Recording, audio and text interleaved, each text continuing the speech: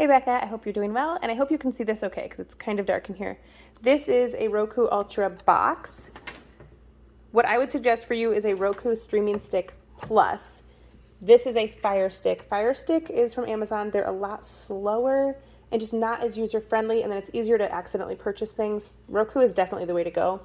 But either one, whatever you would do, either doing a box or a stick, it goes into your HDMI port in your TV. So you have to see if you have an HDMI port.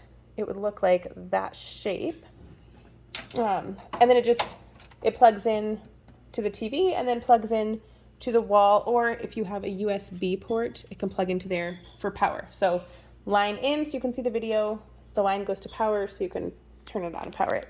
Okay, and then here is kind of what it would look like. You can customize what channels you have here.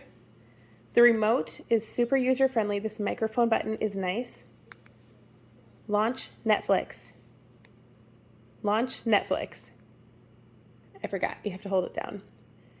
And then it just opens up for you.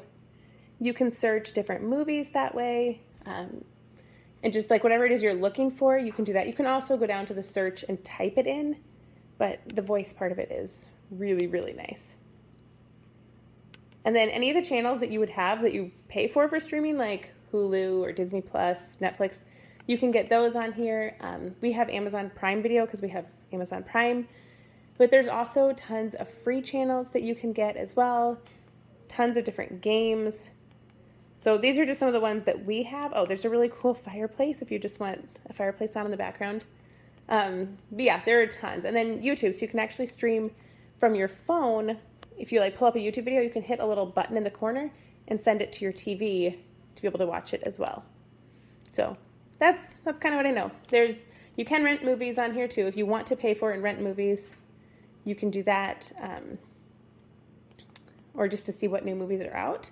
We like to just basically watch what we can for free because, it's cheaper that way.